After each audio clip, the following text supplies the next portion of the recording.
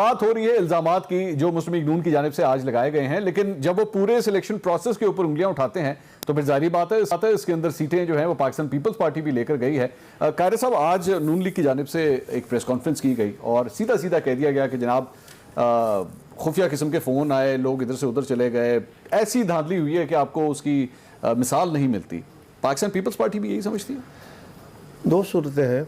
एक तो ये है कि कश्मीर के अंदर और जीबी के अंदर, पूरे मुल्क के अंदर ही वैसे फिजा रही, लेकिन वहाँ दो इलाकों में ऐसा रहा कि वहाँ इलेक्शन पाकिस्तान के इलेक्शन से अलग टाइम पे होते हैं, और जहाँ भी जिस भी पार्टी की यहाँ गवर्नमेंट होती है उसको वहाँ एक एज होता है नॉर्मली, लोगों का ध्यान उस तरफ होता है। और हमने कई दफ़ा ये कोशिश की, इस डिबेट को छेड़ा गया कि हमें कोशिश करनी चाहिए कि हमारे इलेक्शंस, कौमी इलेक्शंस के साथ ही जिस तरह सूबों के इलेक्शन साथ होते हैं वो भी एक ही दिन हो जाए, तो ये बहुत सारी कबाहतें दूर हो जाएंगी, बहुत सारे सवाल ख़त्म हो जाएंगे। और ये जो तासर है ये भी बड़ा इंसल्टिव है उन इलाकों के, कश्मीर हो या जीबी, उनके लोगों के लिए कि वो सिर्फ इक़्तिदार को देख के वोट देते हैं, ऐसा है नहीं। अच्छा, सो इसको दूर होना चाहिए। इसकी कुछ कॉम्प्लिकेशंस भी है, ये सिंपल नहीं है, लेकिन फिर भी कोशिश करनी चाहिए। दूसरी गुजारिश ये है कि इलेक्शन के अंदर धांधली हुई, मुस्लिम लीग ये एहतजाज कर रही है, मेरी जमात भी कर रही है, बिल्कुल हुई। और हम ये कह रहे हैं कि एक ये जमात जब पीटीआई ने बाकी जमातों के ख़िलाफ़ और ख़ास तौर पे हमारी दोनों जमातों के ख़िलाफ़ जब मुकदमा खड़ा किया लोगों के सामने, या खड़ा कराया गया इनसे, तो वो ये था कि ये तो इलेक्शन भी मैनेज करते हैं, ये तो पैसे भी लगाते हैं, ये तो जो सरकारी मशीनरी है उस पर भी असरअंदाज होते हैं, ये जो सारे टैक्टिक्स हैं इलेक्शंस के वो इस्तेमाल करते हैं, ये डेवलपमेंट फंड भी देते हैं, फलान भी करते हैं, लिहाजा ये बड़ा गलत काम है, हम ये नहीं करेंगे। अच्छा, अब जब इस इलेक्शन को देखते हैं तो इस इलेक्शन में एक वज़ीर को इलेक्शन कमीशन कहता है, और वज़ीर कौन है? वज़ीर अमूर कश्मीर जी। उनको कहा जाता है कि आप क्योंकि पैसे देते हुए सरे हम पकड़े गए हैं। हाँ। आपने प्रोजेक्ट्स अनाउंस किए हैं, आपने जो गुफ्तार शुरू की है, जो तरीका कार इख्तियार किया है वो इतना जज्बाती है, इतना इंसल्टिव है कि उससे माहौल ख़राब होने का ख़दशा है, लिहाजा आप कश्मीर से निकल जाए। वो इंतज़ामी मशीनरी को हुक्म देते हैं चीफ इलेक्शन कमिश्नर के इनके ख़िलाफ़ एक्शन लिया जाए।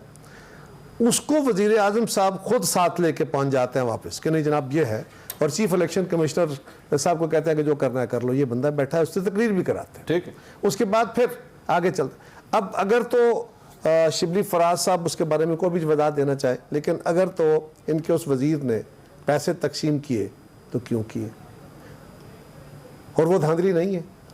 अगर तो बेनज़ीर इनकम सपोर्ट प्रोग्राम की चेयरमैन वहाँ जलसों में जाके प्रेजेंट होके वहाँ लोगों को ये कहती रही हो कि हम आपका सर्वे करा के आपको कार्ड देंगे, तो ये धांधली नहीं है। ठीक है। वज़ीर आज़म साहब ने जो कुछ कहा उसको तो एक तरफ रखिए, फिर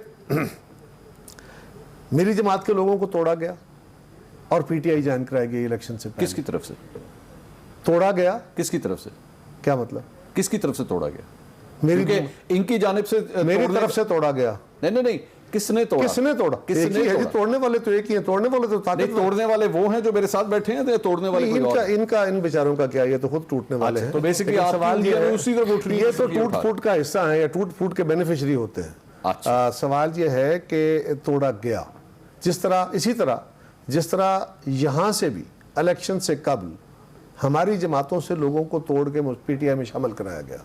अच्छा। अब यहाँ कश्मीर का एक और भी एक मसला है, एक उनकी कंस्टिट्यूंसीज छोटी होती हैं और वहाँ ट्राइबल बेस बहुत ज़्यादा है, बिरादरियाँ हैं, कबीले हैं। इलेक्टेबल्स के नाम पे हमारे ऊपर एक बदकिस्मती से, ये किसी जमात से हट के मैं कह रहा हूँ, बदकिस्मती से हमारे ऊपर एक ऐसा गैर सियासी धब्बा लगा हुआ है, ऐसा अजाब बना हुआ है कि ये कुछ चंद अफराद ऐसे होते हैं इलाकों के अंदर जो इलेक्टेबल होते हैं, जो जमातों से बड़े हो जाते हैं। ठीक है। और उनको जिस तरफ जाते हैं बहुत सारे लोगों का, और उन्होंने उसका एक पूरा स्ट्रक्चर है, आप रुझान पता लग जाता है, रुझान। वो जब उन लोगों को चेंज करा लिया जाता है या कुछ बिरादरियों के हेड्स को तब्दील करा लिया जाता है तो बहुत सारे इलेक्शन से पहले मैनेज हो जाते हैं। समझ गए। और यहाँ पे अगर ये हो कि जो साबिक वज़ीर आज़म है उनके अपने हलके में, यहाँ मेरा एतराज़ मुस्लिम लीग से भी हो सकता है, ये इलेक्शन की मशीनरी का सवाल है। ठीक।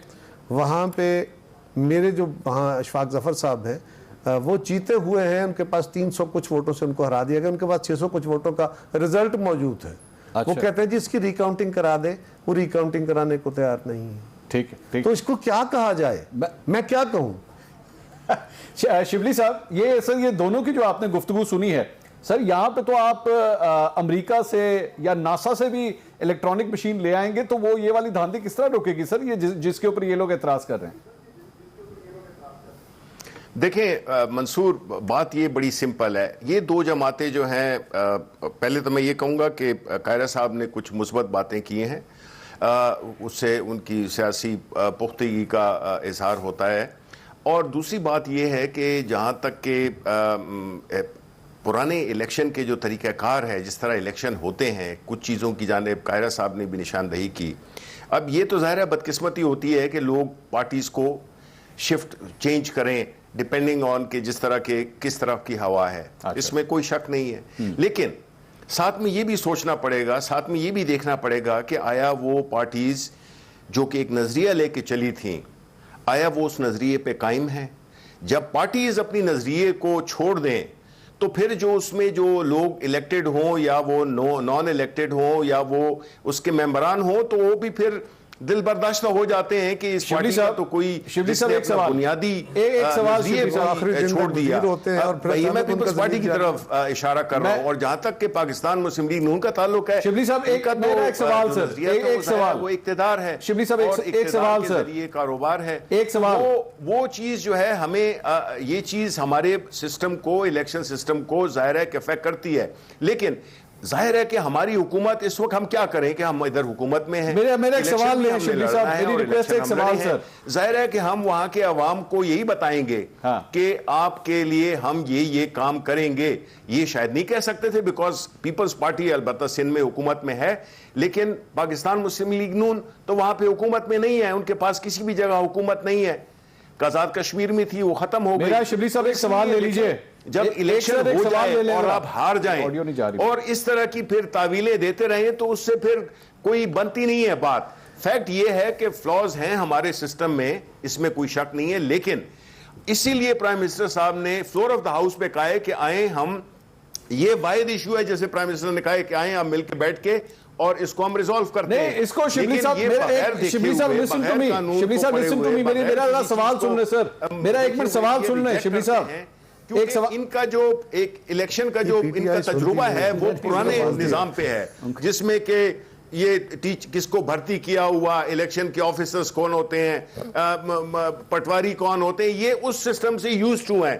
तो इनको नॉर्मल एक ट्रांसपेरेंट इलेक्शन में जाने के लिए इनको जाहिर है कि बड़ी ज्यादा मुश्किलात इनको नजर आ रही हैं। इसी वजह से ये मुखालिफत बराए मुखालिफत कर रहे हैं। मुझे शिबली साहब मेरा एक सवाल सर सुन लीजिए, मैं ये कह रहा हूं कि मेरे ख्याल में डिबेट हम शायद किसी और तरफ ले गए।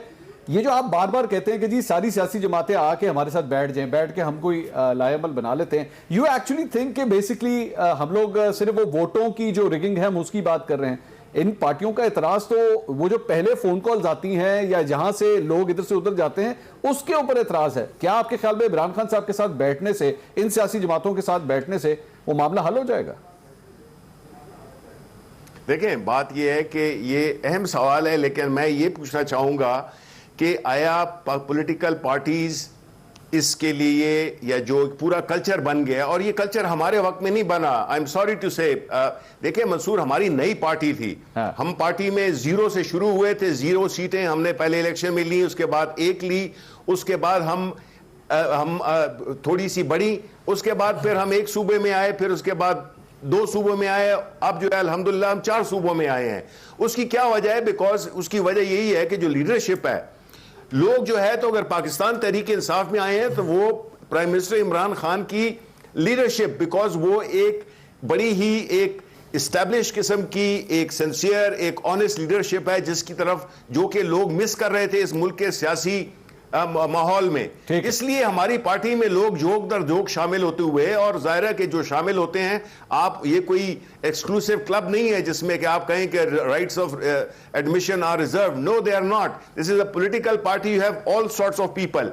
हाँ, जो लीडरशिप है वो डिटरमिन करती है पार्टी की डायरेक्शन को, वो डिटरमिन करती है कि ये पार्टी इस मुल्क को आगे ले जाएगी या ये सिर्फ अपनी जात को ही फायदा देंगे? ये जो तहरीक इंसाफ के ऊपर हमारा एक हमेशा इतराज रहा है कि ये इनको कुछ एटीएम मशीन्स हैं, अगला इलेक्शन आने वाला है, वो सपोर्ट करते हैं सारी चीजों का सदभाव करने के लिए। सवाल ये है पार्टी अपने साथ अपने नजरिए के साथ नहीं है तो बाकी लोग कैसे आएंगे?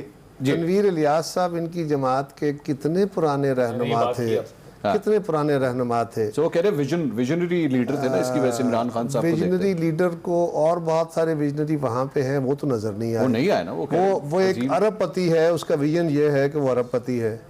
और एक एजेंसी का वहाँ से एक बड़ा अफसर वहाँ से ट्रांसफर कर दिया गया। उसके ऊपर कुछ एलिगेशन होगा, कोई ऐसा ही सीरियस होगा ना जिस तरह हम कह रहे हैं, ठीक है, कुछ ऐसे ही सीरियस होगा। अगर एक्शन लिया गया तो बहुत अच्छी बात है, उसको हम अप्रिशिएट करते हैं। लेकिन फिर जो हमारे अप्रीहेंशन है वो तो साबित हो गए ना कि हम गलत तो नहीं कह रहे। ठीक ठीक। तो ये जो बहुत ज़्यादा मेरिट की बात है, ये मेरिट अगर तो तहरीक इंसाफ के किसी कारकुन को, किसी पुराने साथी को आगे ला के तो आज चले, अब फैसला हो गया ना, अब तो आ गए, अब बड़े असूल वाले आ गए। जिस तरह खान साहब का अपना किरदार, बिल्कुल उनका ना कोई कारोबार है ना कोई धंधा है, वो सिर्फ नेक नीति से अपना काम करते हैं, तनख्वाह में गुजारा करते हैं। ऐसे ही किसी कारकुन को मौका दे दे, हम देख लेते हैं। चल, और अगर नया आने वाला आ जाएगा और फिर पैसे के जोर पे आ जाएगा तो फिर एटीएम के शोर तो पड़ेगा। मैंने ब्रेक, लेकिन ब्रेक से पहले मैं अताउल्लाह तारिर साहब के सामने एक सवाल रखते हुए जा रहा हूँ। ये जो आज प्रेस कॉन्फ्रेंस हुई है जिसमें शाहिद खान अब्बासी साहब ने और एहसन इकबाल साहब ने जो इल्जाम लगाए हैं, ये इल्जामात आखिर शहबाज शरीफ साहब के मुंह से हम क्यों नहीं सुनते? इस पूरी इलेक्शन कैंपेन के अंदर शहबाज शरीफ साहब की जानिब से एक बयान नहीं आया,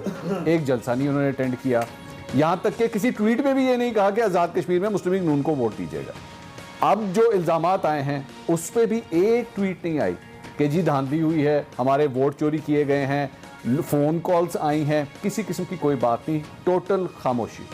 तो जब आपके अपने अंदर ये दरार है कि आपको ये नहीं समझ आ रही कि आपने एस्टैब्लिशमेंट के खिलाफ चलना है या साथ चलना है, तो फिर गिला किस बात का? मजीद बात करते हैं ब्रेक के बाद, हमारे साथ रहिए।